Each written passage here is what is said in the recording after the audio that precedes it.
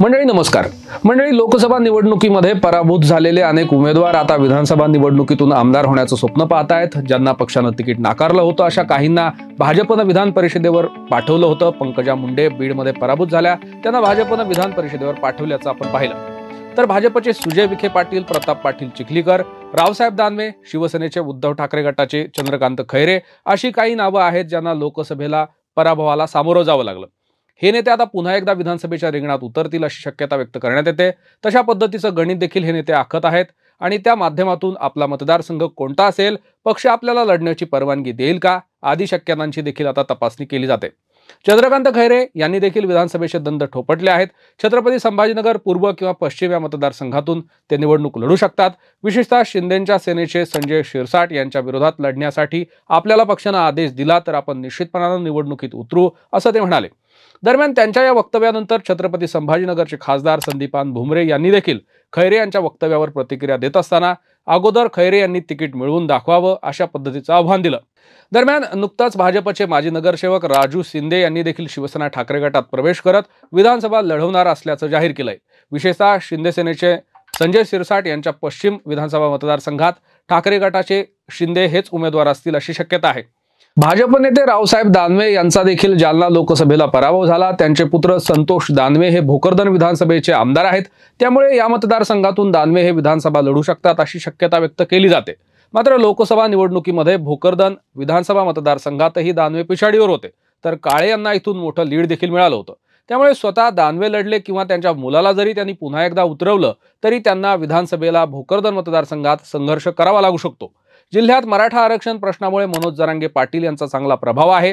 असं असलं तरी दानवे यांना भाजपकडून संघटनेमध्ये मोठी जबाबदारी दिली जाऊ शकते, अशा पद्धतीची शक्यता आता व्यक्त करण्यात येते।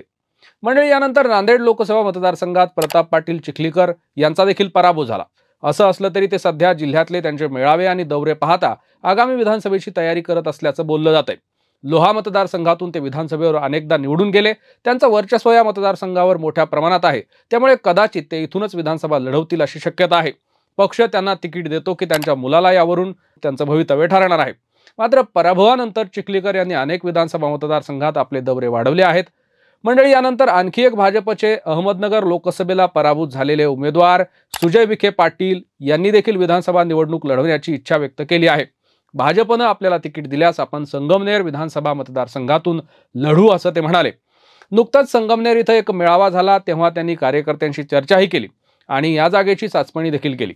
तिथल्या कार्यकर्त्यांनी ठराव मांडत सुजय विखे पाटील यांच्या नावाची घोषणा देखील केली।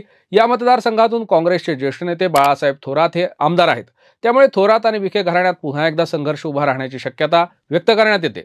यंदाच्या लोकसभेला बाळासाहेब थोरात यांनी निलेश लंके यांच्यासाठी काम करत त्यांना विजय मिळवून दिला होता, त्यामुळे बाळासाहेब थोरात यांच्यावर राधाकृष्ण विखे तसंच सुजय विखे नाराज असल्याचं बोललं जाते। त्यातूनच संगमनेर इथून आपल्याला महायुतीचा उमेदवार निवडून आणायचा आहे, त्यासाठी आपल्याला कोणत्याही दबावाला बळी न पडणारा उमेदवार दिला पाहिजे, असं सुजय विखे म्हणाले। या मेळाव्याला राधाकृष्ण विखे पाटील देखील उपस्थित होते, त्यांनीही सुजय विखे पाटलांच्या उमेदवारीबाबत वक्तव्य केलं। यावेळी त्यांनी बाळासाहेब थोरात यांच्यावर जोरदार टीकाही केली। संगमनेर या मतदारसंघातून बाळासाहेब थोरात तब्बल 8 वेळा निवडून आले, त्यामुळे या मतदारसंघात त्यांचं विशेष वर्चस्व आहे। संस्था, सहकार, कारखानदारी याच्या माध्यमातून अनेक कार्यकर्त्यांची फळी जोडून ठेवण्यात थोरात यांनी यश मिळवलं आहे।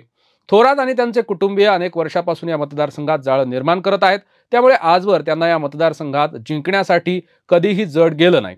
यंदा सुजय विखे पाटील जर या मैदानात उतरले तर इथली लढाई चुरशीची होण्याची शक्यता आहे।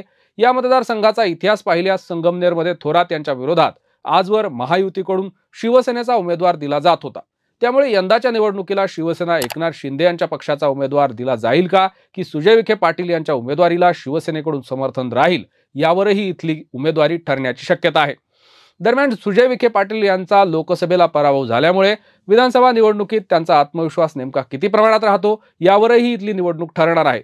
मात्र संगमनेर परिसरात विखे यांचे अनेक कार्यकर्ते आहेत, तसंच विखेंच्या संस्थेमध्ये काम करणारे अनेक कर्मचारी या मतदारसंघातून येतात। मंडळी, असेच काही नेते महाराष्ट्रात आहेत ज्यांचा लोकसभेला पराभव झाला। विशेषतः महायुतीच्या नेत्यांचा यामध्ये समावेश होतो की जे विधानसभा निवडणुकीमध्ये लढू शकतात। त्यामध्ये हिंगोलीमधून बाबूराव कदम हे महायुतीचे उमेदवार पराभूत झाले होते, ते देखील नांदेड किंवा हिंगोलीच्या एखाद्या मतदारसंघातून लढू शकतात असं बोललं जाते। मंडळी, तुर्तास वेळ झाली इथेच थांबण्याची. पाहत रहा कडक बात.